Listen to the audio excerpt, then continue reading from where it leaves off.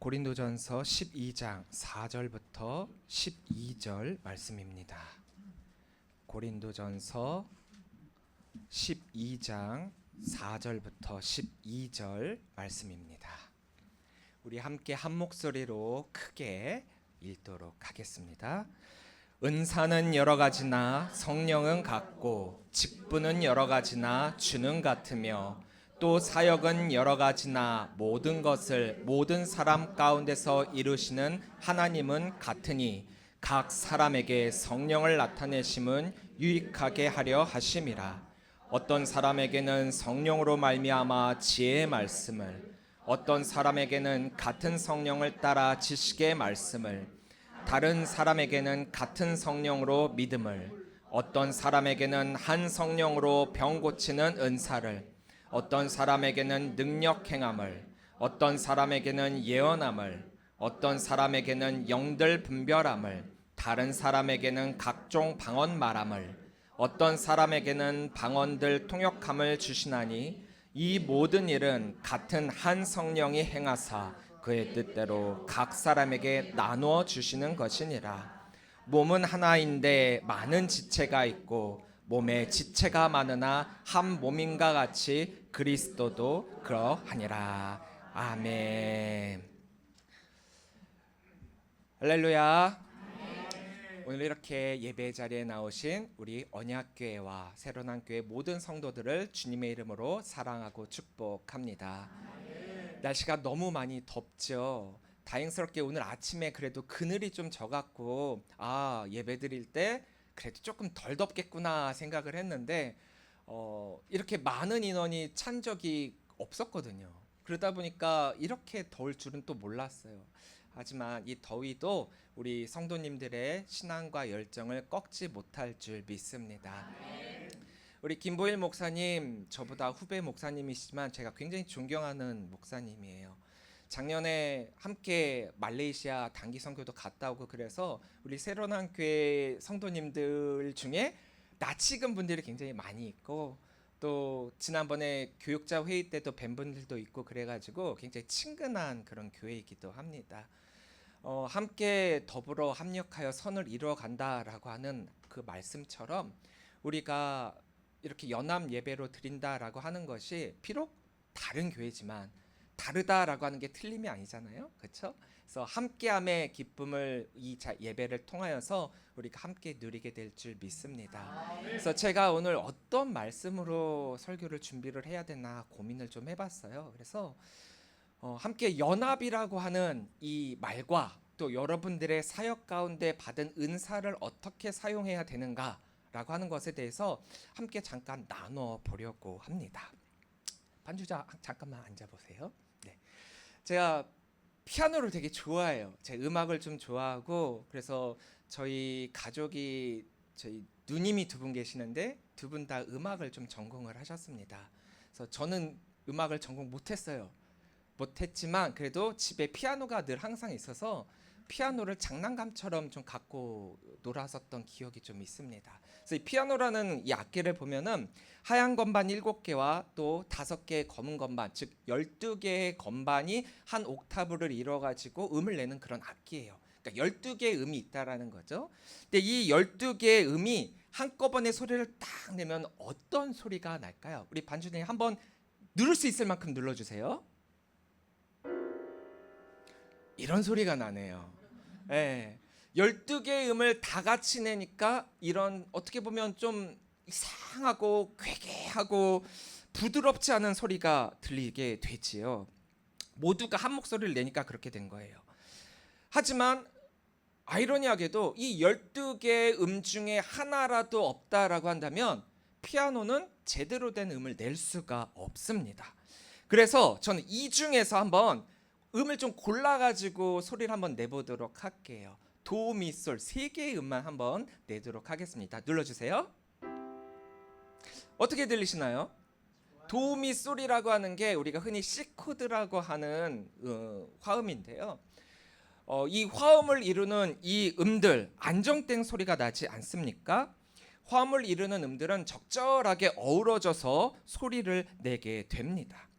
그런데 이 기본적인 메이저 코드라고 하는 이 C 코드 도, 미, 솔만 누르면 소리는 안정됐는데 뭔가 좀 빠진 듯한 느낌이 들어요. 그래서 저는 여기에 음을 하나 더 얹어 보도록 하겠습니다. 레라고 하는 소리를 하나 더 내서 도, 레, 미, 솔을 한번 들려보도록 하겠습니다. 쳐주세요. 자, 아까랑 어떤 차이가 있죠? 레라고 하는 소리 하나만 더 들어갔을 뿐인데 음이 더 풍성하게 들리지 않나요? 자, 한번 다시 도미솔을 쳐줘 보세요. 그리고 도레미솔. 약간의 차이지만 이 차이로 인해서 굉장한 화음을 이루게 됩니다. 사실 옆에 있는 음을 같이 누른다라고 하는 것을 우린 부딪히는 음이다라고 해요. 그래서 부딪히는 음은 서로 어울리지 않기 때문에 잘 사용하지 않습니다. 하지만 이 부딪히고 불협 화음처럼 생각되어지는 이 음들이 다시 한번 새롭게 들으면 들을수록 굉장히 큰 아름다운 소리를 내고 있습니다. 참 신비롭지 않습니까? 화음이란 게 참 이래요. 제가 화성학을 잘 모르지만 화음이라고 하는 것은 우리가 메이저 코드라고 하는 도미솔만이 화음이 아니라 거기에 음을 하나, 두 개, 세 개 더 얹어가지고 어떤 때는 부딪히는 듯 들리기는 하지만 안 맞는 듯 하지만 실상 그거 역시 화음이라는 거예요. 그래서 오늘날 CCM 찬양 중에는요, 이 부딪히는 코드, 즉 이걸 워십 코드라고 많이 하거든요. 투 코드라고 얘기를 하는데 이 코드로 찬양을 해갖고 더 많은, 더 풍성한 하모니를 만들고 있습니다. 은사도 이와 같아요. 서로 달라 보이고 또 때로는 부딪히는 듯 그렇게 들리는 소리처럼 우리에게 다가오고 있지만 결국 하나의 아름다운 조화를 이루게 됩니다. 11절 말씀 우리 함께 읽어보도록 할까요? 이 모든 일은 같은 한 성령이 행하사 그의 뜻대로 각 사람에게 나누어 주시는 것이니라. 아멘. 고린도전서 12장을 우리가 흔히 은사장이라고 표현을 합니다. 왜냐? 여기에 은사에 대한 이야기가 많이 나오고 있거든요. 너무나도 당연하다면 당연하다는 듯이 은사는 누가 주시는 거죠? 성령님이 주시는 거예요. 성령님. 우리는 이걸 잊지 말아야 됩니다. 성령님이 우리들에게 선물로 주신 은사예요. 그런데 이 주어진 선물로서 주어진 은사로 말미암아 고린도 교회에 약간의 문제가 생기게 돼요. 너무나도 큰 은사를 받아서 이 은사를 사용해 갖고 교회가 부흥이 돼야 되는데 주신 그 은사로 말미암아 문제가 생겼다? 좀 이상하죠. 어떤 문제냐? 자신이 받은 영적 은사야말로 최고라는 거예요. 내가 받은 은사가 최고라는 거죠. 그래서 그것을 자랑하고 교만하면서 영적 은사를 무분별하게 남발하게 되었다라는 거예요. 남발. 그리고 내가 가진 은사가 최고니까 나와 다른 은사를 가진 다른 사람들을 무시하기 시작을 하는 거예요. 특별히 고린도 교회에서 가장 최고의 은사로 여겼던 게 어떤 은사인 줄 아세요? 방언입니다. 방언. 여러분들, 방언은요, 성령이 우리들에게 주신 하나의 선물일 뿐이에요. 다른 선물들 더 많이 있어요. 근데 내가 성령으로 방언을 받았고 저 사람은 방언을 안 받았다? 저 사람은 성령 안 받은 거야. 그게 아니라는 거예요. 그런데 많은 이들이 아직도 성령을 방언을 은사와 동일시해 갖고 방언을 받지 않으면 은사를 받지 않은 거라는 착각을 자꾸 가지게 되죠. 그리고 내가 방언 받은 것으로 인해 가지고 다른 사람들, 받지 않은 다른 사람들을 정죄하고 너는 성령을 못 받았어, 너는 은사를 못 받았어, 그렇게 한다라는 거예요. 그래서 이런 문제들을 보면서 바울 사도는 아무래도 이 은사라고 하는 것을 다시금 정의를 내려줘야 되겠다. 이것을 가지고 은사에 대한 바른 이해가 우리들에게 주어져야 되겠다라는 심정으로 이 12장을 쓰게 됩니다. 사실 아무리 큰 은사를 소유한 자라고 하더라도 아까도 말씀드렸다시피 그 은사가 누구로부터 임했는가, 성령으로부터 받은 선물이라는 것을 인지하지 못하고 깨닫지 못하고 그것을 등한시 여긴다라고 한다면 받으니만 못한 은사가 되는 거예요. 또 내가 받은 은사 외에 다른 은사를 다른 이들이 받은 것으로 인해서 그것을 시기하거나 질투하거나 혹은 내가 내 은사가 최고인데 내 거를 다른 사람들이 받지 못했다라고 해서 무시하는 것, 이건 영적인 독선에 빠질 수밖에 없다라는 거죠. 우리가 신앙생활하면서 가장 조심해야 될 것 중에 하나가 뭐냐? 영적 특권에 빠지게 된다라는 거예요. 은사는요, 성령님이 우리들에게 주신 거지 내가 소유한 게 아니라는 거죠.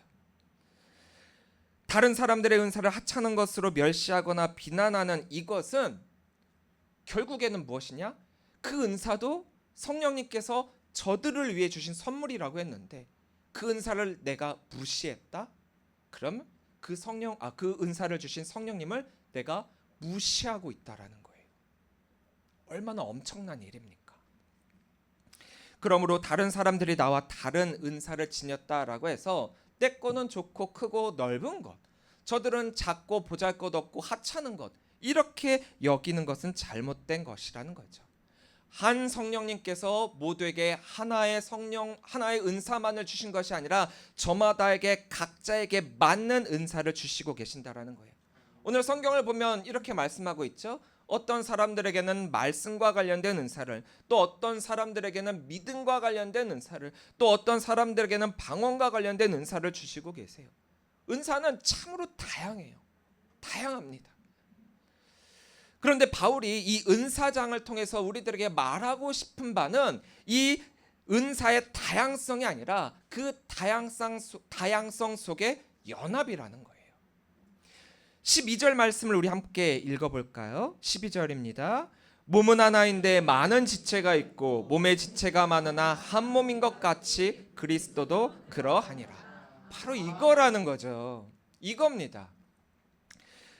우리는 그리스도를 몸으로 하여 모인 각각의 지체들이라는 거예요. 지체들은 서로가 알맞은 위치에서 자신들의 역할을 감당해야만 몸이 되는 거죠. 겉으로 보이는 것만 하더라도 우리들의 몸에는 얼마나 많은 부분들이 있습니까? 머리카락, 눈, 코, 입 있고 손 있고 발 있고, 보이는 것만 이것뿐이죠. 또 안 보이는 이 안쪽으로는 여러 내장들이 있잖아요. 뼈와 살들이 있고 장기들이 있고. 그런데 이 많은 것들, 이 모든 것들이 모두가 우리를 한 몸으로 만들어주고 있는 거예요. 여러분들, 만약 여러분들의 지체 가운데 어느 한 가지가 빠졌고 또 어느 한 가지가 그 역할을 제대로 감당하지 못한다라고 한다면 여러분들의 몸은 어떻습니까? 이 손끝 하나에 가시가 하나만 박혀도요, 여기에 신경이 쓰여가지고 그날 하루의 모든 컨디션은 망쳐요. 가시 하나만으로도 그렇습니다. 그런데 하물며 여러분들이 혹은 눈이 혹은 팔이 혹은 다리가 그 역할을 제대로 감당하지 못한다라고 한다면 여러분들, 나는 손이니까 다리를 무시해야지라고 하면서 무시할 수 있겠습니까? 더욱 오묘한 것은요, 우리 몸에 있는 각양각체 지체들은 가장 적절한 위치에서 가장 필요한 역할을 하고 있다라는 거예요. 눈과 코와 입과 귀가 가장 높은 곳에 있는 이유가 뭡니까? 또 다리가 가장 밑에 있는 이유가 뭐예요? 높은 곳에서 보고 듣고 말하고 잘하라고, 가장 밑에 자리에서 이 몸을 잘 이동시켜 주라고. 하나님은 우리를 이렇게 만들어 주셨고 또 이루어 주었습니다. 각 지체가 이렇게 몸을 이루고 있듯 교회 역시도 이렇게 성령께서 저마다 각양에게 맞는 은사로서 채워주시고 다양성으로 그 지체를 이루어 살아가도록 우리들에게 말씀하시고 계세요. 근데 성령으로 충만했던 초대교회도 이 은사로 말미암아 문제가 생길 정도 있었어요. 초대교회는 우리가 잘 알다시피 부흥의 모범으로 삼고 있는 교회고 믿음의 상징, 성령으로 충만했던 교회로 우리가 알고 있잖아요. 성령이 충만하고 많은 이들이 그 성령의 사람들인데 왜 문제가 생기나? 이유는 하나였어요. 헬라파 과부들이 매일의 구제에서 빠진다라고 같은 헬라파 유대인들이 불평을 일삼게 되는 거죠. 초대교회는 헬라파 유대인들과 히브리파 유대인들이 함께 더불어 공동체를 이루고 있었어요. 근데 이제 사도들은, 12사도들은 모두가 히브리파 유대인들이었거든요. 그러니까 가장 중심에서 가장 핵심적인 일을 하는 사람들이 히브리파 유대인들이다 보니까 아무래도 이제 좀 뭔가 좀 챙기는 것도 팔이 안으로 굽는다고 이 히브리파 유대인들을 더 신경 쓰게 되고 그들에게 더 덕을 끼치게 되었던 거죠. 아무리 평등하게 한다라고 하고 신경 쓴다라고 하더라도 어느 곳에서든지 그 차이를 찾으며 불평을 할 수가 있어요. 이런 문제가 의도치 않게 생겨나게 되니까 사도들에게는 굉장히 큰 고민이 되었겠죠. 어떻게 해야 될까? 분명히 헬라파 유대인들을 위해서도 신경을 쓴다고 썼는데 이런 불평이 나온다라고 하는 것은 거기에 커다란 문제가 있기 때문인 것이다. 그 문제가 무엇일까? 자, 여러분들이라면 어떻게 이 문제를 해결하시겠습니까? 대부분의 가진 사람들이 또 권력과 힘과 리더들은 이 문제를 어떻게 해결하느냐? 아니, 내가 너희들에게 해준 게 얼마나 많은데 너희들 그 조그만 것 가지고 불평하느냐? 가진 것마저도 내가 뺏으리라 라고 하면서 권력을 남용하겠죠. 힘을 쓰겠죠.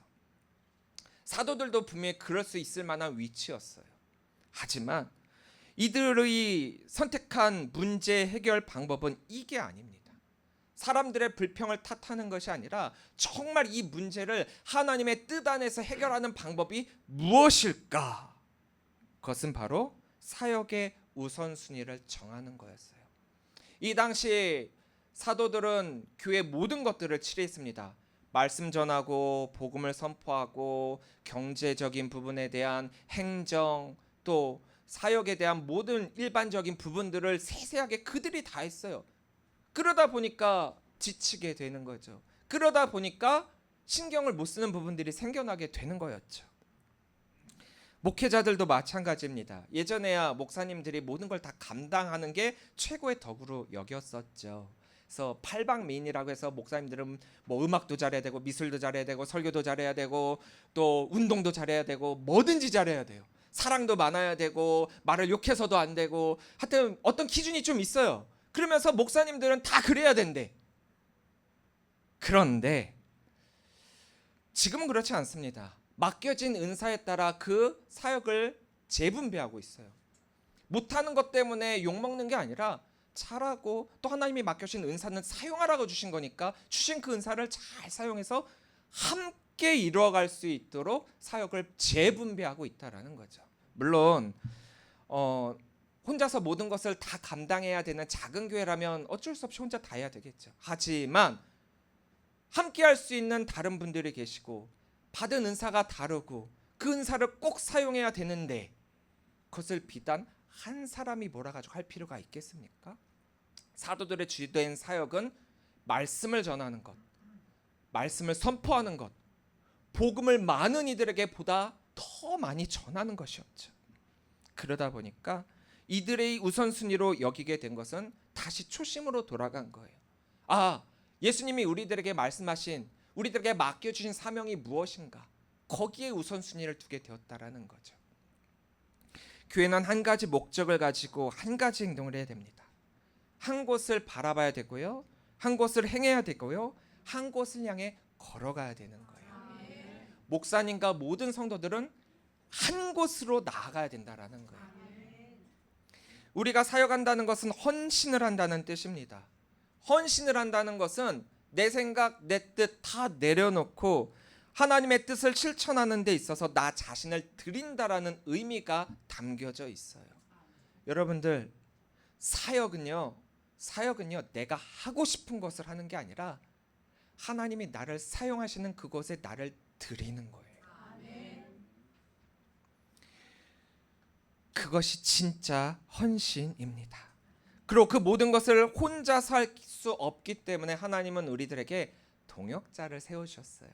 그래서 동역은 함께 일하다입니다. 나만 할 수 있다가 아니라 함께 하다예요. 사역은 함께 하는 거죠. 그래서 이렇게 초대교회는 이 문제가 불거지게 되었을 때 사도들은 성령과 믿음이 충만한 사람 7을 세워 그들에게 자신들의 권한을 나눠주게 됩니다. 요즘 사람들은 내가 가진 권한을 나눈다? 생각도 못하죠. 더 가지려면 더 가지려고 하지 어떻게 내 것을 나눠주려고 합니까? 하지만 우리의 사역은요, 우리의 사역은 내게 아니잖아요. 내게 아니에요. 우리가 사역하면서 자꾸 시험에 드는 까닭은 그걸 내 거라고 생각하니까 시험에 드는 거예요. 성령과 믿음이 충만한 사람 7을 뽑아서 그들에게 그 사역을 나눠주고 그렇게 함께 하나님의 사역을 힘껏 했더니 어떤 일이 일어나느냐. 사도행전 6장 7절 말씀입니다. 함께 읽도록 하겠습니다. 하나님의 말씀이 점점 왕성하여 예루살렘에 있는 제자의 수가 더 심히 많아지고 허다한 제사장의 무리도 이 도에 복종하니라. 할렐루야. 그러니까 내가 권한을 나눠주고 나면은 뭔가 불편해지고 손해보는 듯한 느낌이 드는데, 그랬더니 어떤 일이 일어났느냐. 더 풍성해지고 더 부흥해지고 더 많은 사람들이 기뻐하게 되었다라는 거예요. 초대교회는 자칫 교회 분란의 원인으로 번질 수 있는 이 불평의 문제를 너무나도 지혜롭게 해결을 했죠. 그래서 더 큰 부흥과 성장의 계기로 삼게 되었습니다. 만약 여러분들이 사역을 하는데 불평이 생겨요. 여러분들이 사역을 하는데 뭔가 마음이 좀 언짢아져요. 그러면 다시금 처음으로 돌아갈 필요가 있습니다. 내가 왜 이 사역을 하게 되었는가? 교회에서 자신이 속한 그 자리에 불평의 문제가 생긴다면 정말 내가 하나님의 일을 감당하고 있는 것이 맞는가? 내가 하나님의 일을 한다라고 하면서도 실상은 나를 드러내는 일을 하고 있는 것은 아닌가? 여기에 우리가 다시 한번 생각해 볼 필요가 있는 거죠. 우리는 그리스도의 한 몸이라고 했습니다. 교회라는 그리스도의 몸을 이루고 있는 각각의 지체들입니다. 그런데 여러분들의 그 지체들의 역할과 그 몸을 인정해 주지 않고 나만이라는 생각을 가지게 된다면 교회가 한 몸을 이룰 수 있게 될까요? 우리가 읽진 않았지만 15절 17절에는 이런 말씀이 있습니다. 한번 같이 읽어볼까요? 만일 발이 이르되 나는 손이 아니니 몸에 붙어있지 아니하였다 할지라도 이로써 몸에 붙지 아니한 것이 아니요 또 귀가 이르되 나는 눈이 아니니 몸에 붙지 아니하였다 할지라도 이르되 이로써 몸에 붙지 아니한 것이 아니니 만일 온몸이 눈이면 듣는 곳은 어디며 온몸이 듣는 곳이면 냄새 맡는 곳이 어디냐. 그렇죠. 그래요.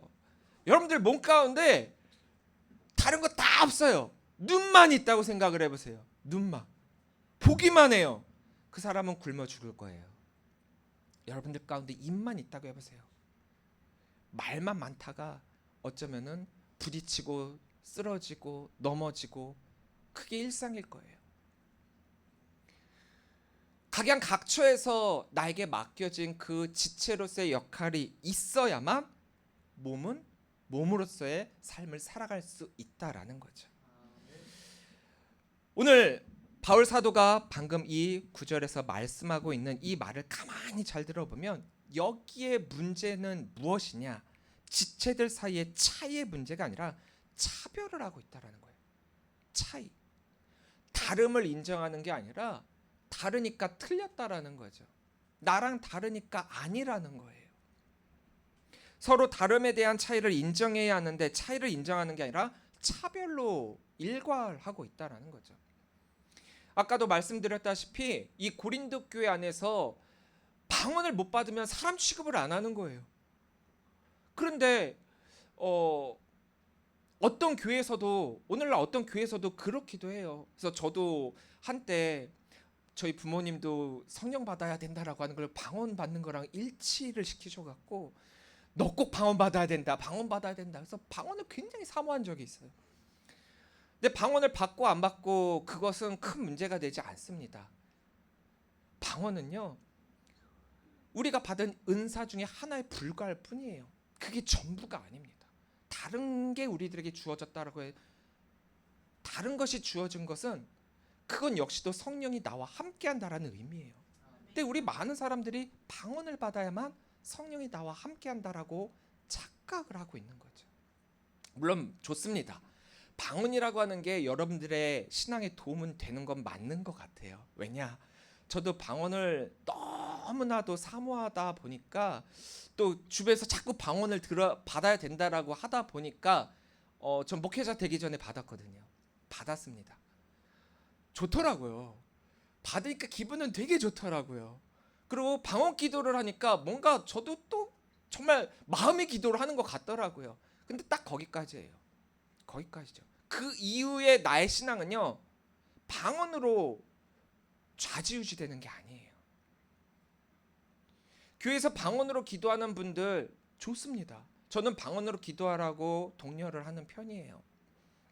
근데 그거로 그치지 말라고 합니다.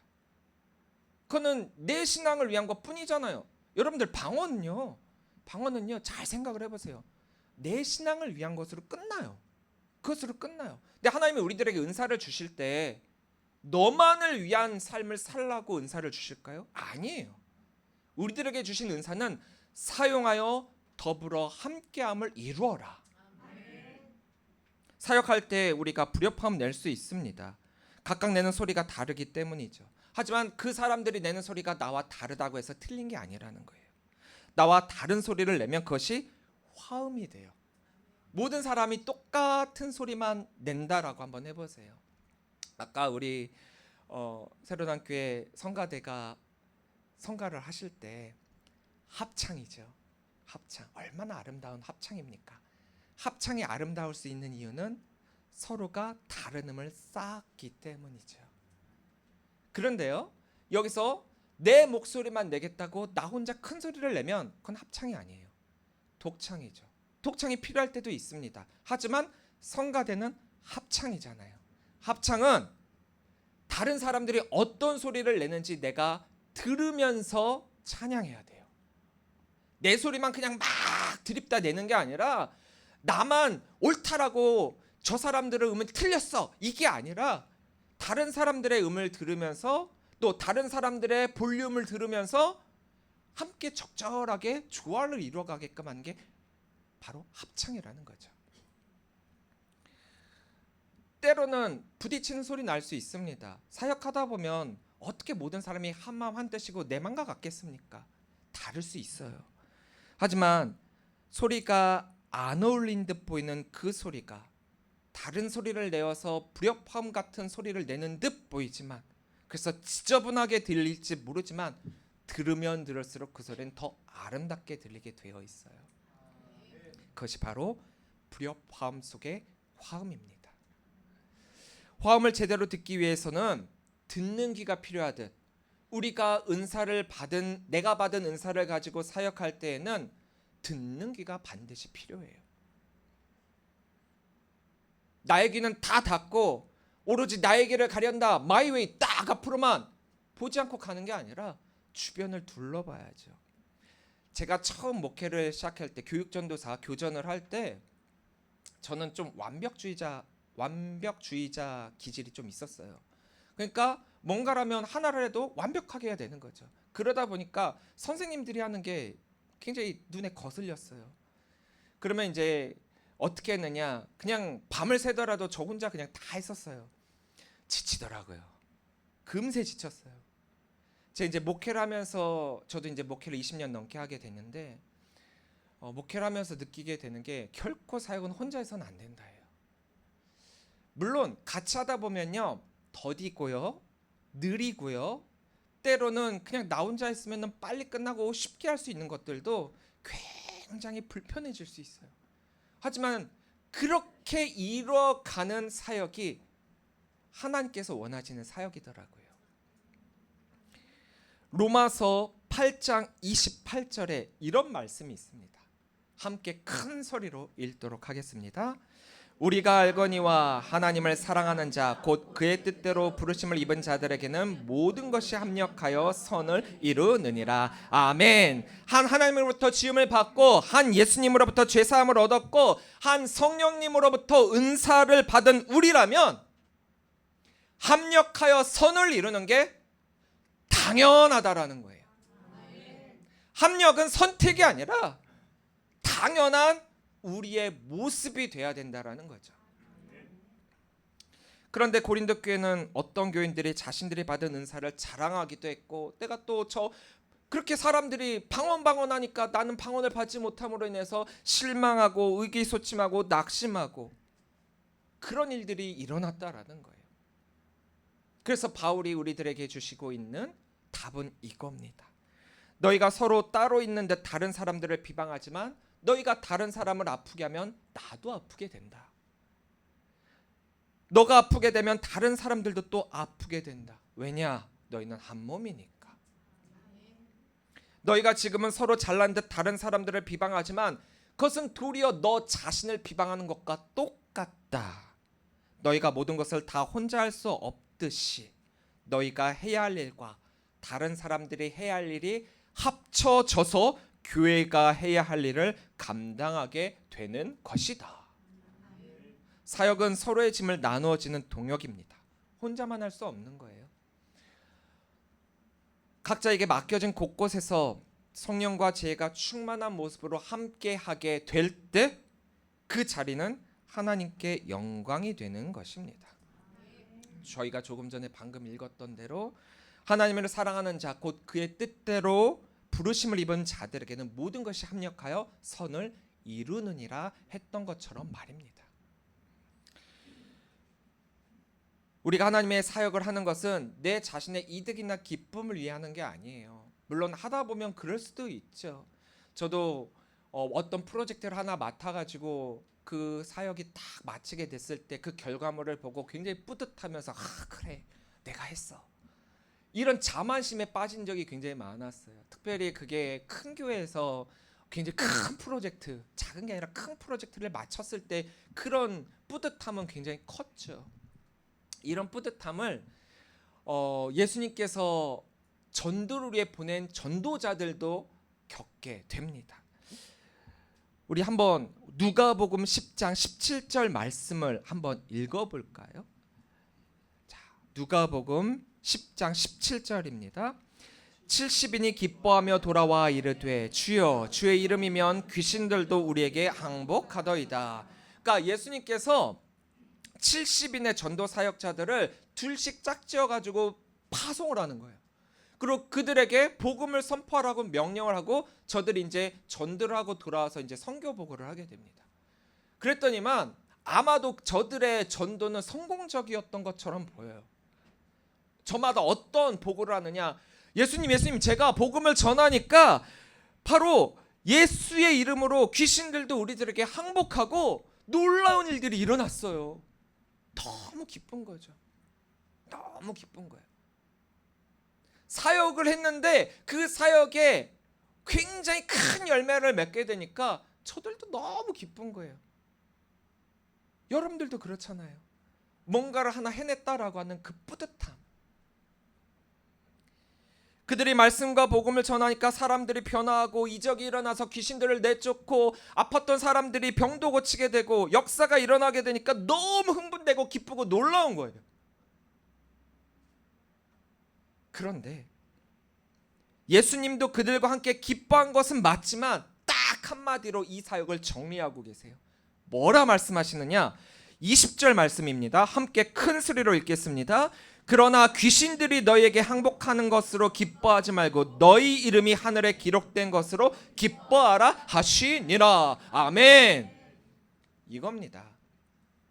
우리가 하나님께 부름받아 사역을 하고 하나님께 쓰임을 받는 그릇으로서의 역할을 감당하고 있고 또 그것으로 말미암아 그 열매를 맺게 된다는 것 그 자체도 너무나도 기쁜 일인데, 우리가 목적 도취가 된다고 우리의 신앙과 우리의 삶과 우리의 믿음의 중심이 하나님으로 향해야 되는데 너무 이런 실적 위주의 결과물로만 우리가 집중을 하다 보면은 우리의 믿음이, 우리의 신앙이, 우리 교회 안에서의 공동체가 흐트러지게 된다라는 거예요. 열매까지 잘 맺게 된다면 얼마나 기쁘겠습니까? 하지만 그 열매는, 그 기쁨은 부스러기 기쁨이라는 거예요. 목적이 아니라는 거죠. 그것을 위해 우리가 사역하는 게 아니라는 겁니다. 그러한 결과를 맺도록 해주신 것이기에 기쁨이라는 것을 우리가 잊지 말아야 돼요. 그래서 우리가 정말 기억해야 되는 것은 우리의 이름이 하늘에 기록된 것으로 기뻐해야 한다라는 거죠. 한 곳을 보고 한 곳을 행하고 한 곳을 향하여 걷는 그것이 바로 교회입니다. 여러분들에게 맡겨주신 그 귀한 지체로서의 사명, 여러분들에게 주어진 그 귀한 은사의 모습, 사역이 다르다고 틀린 것이 아니고 은사가 다르다고 귀하고 천한 것이 아닙니다. 다 다르지만 다른 소리를 내지만, 그래서 그 소리를 내다 보면 불협화음처럼 들리지만 또 다른 아름다움이 되고 있다라는 사실을 잊지 마시기를 바랍니다. 예수님을 믿음으로 말미암아 얼마나 많은 것을 포기하고 양보하고 또 손해보는 듯한 삶을 사는 그리스도인들입니까? 저 역시도 그런 삶을 살아왔어요. 그렇게 억울한 상황에서도 아무 말 못한 적도 많고요. 억울한 상황 가운데 변명도 못한 적이 너무나도 많습니다. 어쩌면 참 어리석은 선택을 한 듯 보이죠. 하지만 그렇기에 저는 주를 섬기는 것에 후회가 없습니다. 제가 목사가 된 거에 후회가 없어요. 뭐 사실 조금은 있었어요. 네, 조금은. 제가 사실 학창 시절에는 좀 잘 나갔었거든요. 근데 처음부터 신학교를 오고, 그리고 어떻게 보면은 신학교가 굉장히 좀 천시를 받은 좀 때가 있었거든요. 점수가 낮아요. 점수가 낮다 보니까 거기 가면은 그 사람도 낮은 사람으로 좀 생각하는 그런 게 좀 있었었고, 또 목사를 하다 보니까 지금 제가 이렇게 언약교회에서 사역을 하고, 저는 언약교회에서 사역할 줄 꿈에도 생각 못했어요. 여기로 이끄신 것도 하나님께서 이끄셨기 때문에 왔던 거거든요. 그런데 참 희한하더라고요. 저도 큰 교회에서 사역해봤고요. 또 제가 제 교구가 500명이 넘었어 갖고 제가 작은 교회, 어떻게 보면 한 교회를 담임처럼 하기도 했었어요. 그런 교회에서 사역을 할 때는 굉장히 좀 우러러 보다가, 또 사역을 또 이렇게 작은 교회로 와서 하게 되면 또 저는 작은 목사가 되더라고요. 목회의 방향과 목회를 하고 있는 이 모습은 달라지지 않았는데 사람들은 제가 있는 위치에서 저를 평가하더라고요. 그래서 어떤 때는 약간은 마음에 좀 뭐라 그럴까요? 후회도 좀 있긴 있었어요. 하지만 저는 다시금 제 삶을 되돌아봤을 때 모든 것은 하나님의 은혜였습니다라는 고백을 할 수가 있습니다. 제가 목사가 된 것이 곧 언약교회 담임 목사가 된 것에 감사할 뿐입니다. 저를 부르신 하나님의 그 부르심에 반드시 목적이 있으니까요. 제가 서 있는 이 자리도 반드시 하나님의 은혜임을 저는 기억하고 고백합니다. 여러분들 역시도 주를 섬기는 것에 후회가 없는 삶이 되시기를 바랍니다. 지금에 있는 그 자리에서 그 사역을 감당하게 될 때, 그 사명을 감당하게 될 때 오직 하나님께로만 영광 돌리는 그 삶에 감사하시기를 바랍니다. 하나님의 부르심에 응답하고 맡겨진 사명에 충실한 삶은 하나님 앞에 참 아름다운 삶이 되고 있습니다. 안 어울리는 듯 어울리고 부딪히는 듯 더 멋진 하모니를 내는 각 지체로서의 사명에 충실하는 것, 그것이 바로 그리스도의 몸을 이루는 사역이자 하나님의 기쁨인 것입니다. 서로의 은사를 인정하고 하나됨을 이루며 서로 연합하여 하나됨을 이루고 서로 사랑하여 하나됨을 이룹시다. 이것이 바로 불협화음 속의 화음입니다. 이러한 삶을 여러분들의 교회에서, 여러분들의 공동체에서, 여러분들의 삶에서, 또 여러분들의 가정에서, 일터에서 아름다운 하모니를 이루어 가심을 통하여 하나님의 기쁨이 되는, 그래서 우리가 하나님 앞에 서게 될 때에 잘했다 칭찬받을 수 있는 귀한 성도님들이 되시기를 주의 이름으로 간절히 축원합니다. 기도하겠습니다.